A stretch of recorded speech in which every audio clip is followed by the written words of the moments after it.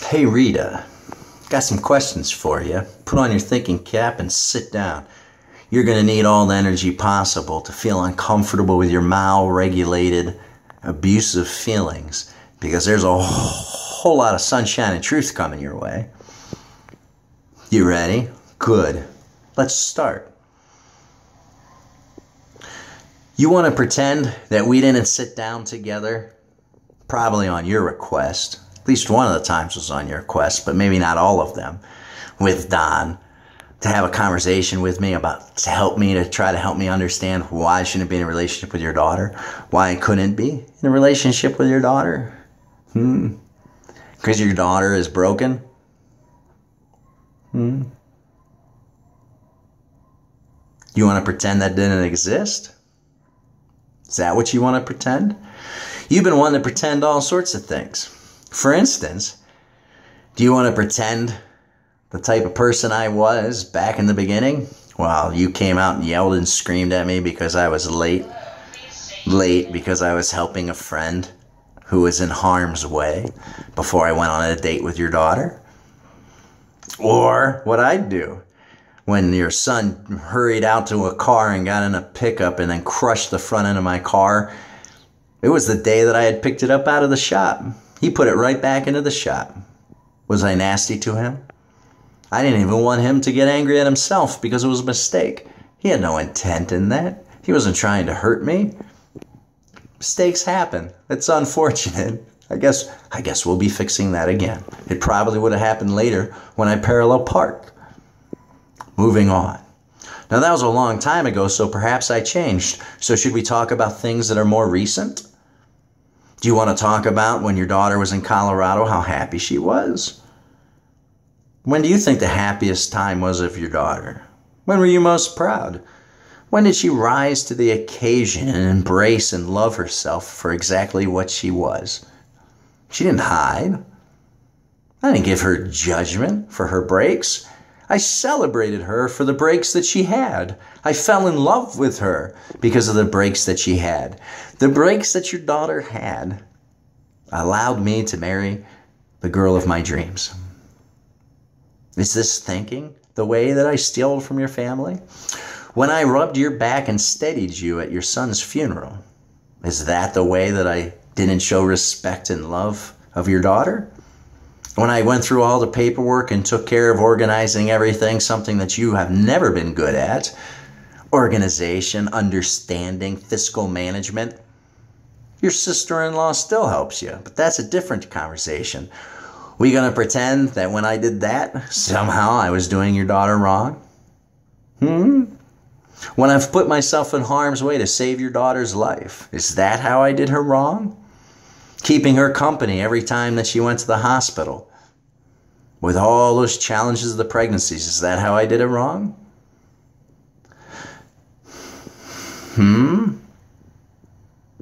Now, which part? You want to pretend that I took from your family? Okay, let's start. We got your mother. The person who, on her side, she didn't want her granddaughter to be married to me and outside the Catholic Church. She offered thousands of dollars. That's called a bribe. Your mother bribed your daughter to not marry me. What I do? I helped giving care to that lady in my home. And how'd I do? Go ask her brothers. They thanked me. They said that it was the most amount of humanity that their sister has ever shown. How'd you do it?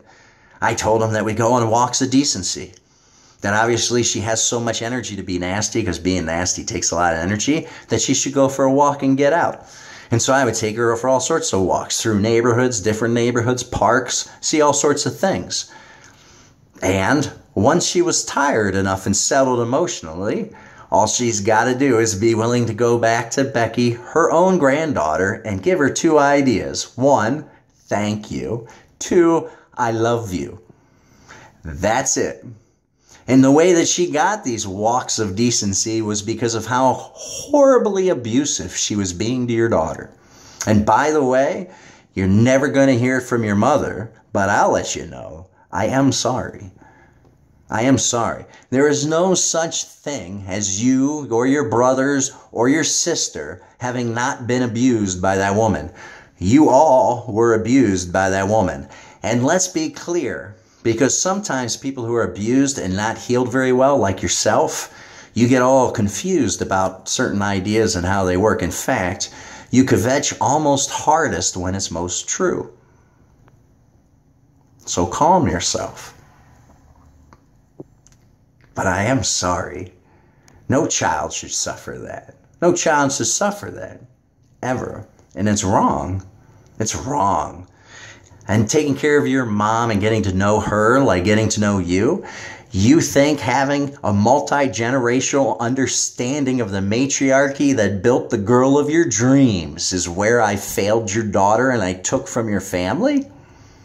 Is that how you think I let it down? Let's get to your dad. How many years did he leave his hearing aids off, huh? He turned them on for me. He apologized to me at any point he had them off. You remember a Thanksgiving where you went on and on and on about how much you sacrificed and how much you gave paying for Becky's college?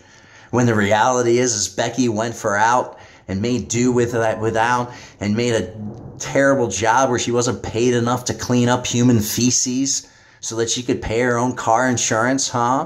And pay back Don. The way you pay that respect to that is by having a big poor me sad at Thanksgiving in front of me. What did I do?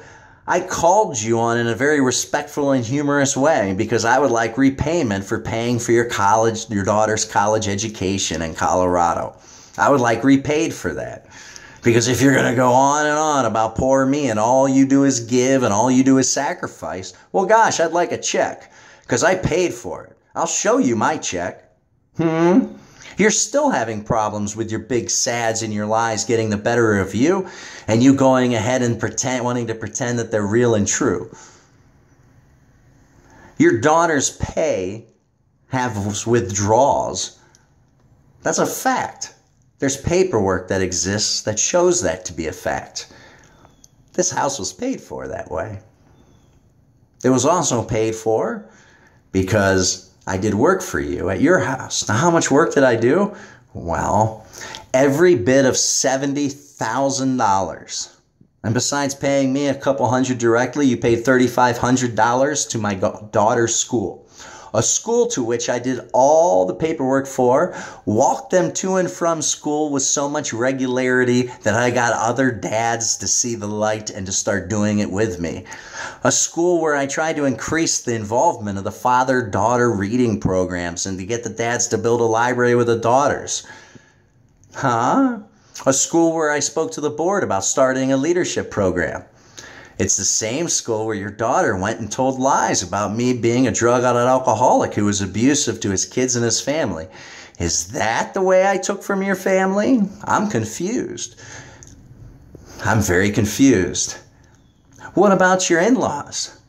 Did I take from your family by helping your mother-in-law see all the amazing tokens your father-in-law left all over for his family to celebrate and know that they were loved? How about your husband? Did I take from your marriage because I understood and saw your husband in such a light that his own mother framed my eulogy? My eulogy. Who gave your husband's eulogy? The father of your kids? Who gave the eulogy? Your mother-in-law framed my words, and in her words, it captured my son at his best. It didn't see him for not what he wasn't, and it didn't see him for any of his shortcomings. It simply saw him at his best. Did I take from her when I told her, well, that's what love does. That's how people should look at one another. That's how you pick one another up. That's what family's supposed to do. Is that how I took from you? I'm confused. Did I take from your daughter the multiple occasions that I've saved her life? When I kept her company through all those miscarriages?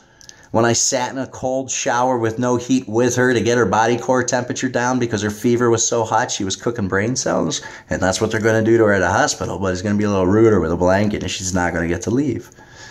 Not her husband being naked, holding her hand, smiling, singing a tender song with her in the shower. Is that how I took?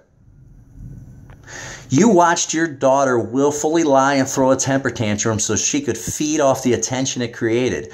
You should know, Rita, you've been doing it your whole life. Who set that example? First rule of leadership, go ask my kids. They know the answer to it. Setting the example. What's the example that you've set so far in your life and in this relationship? And in what way did I take from your family?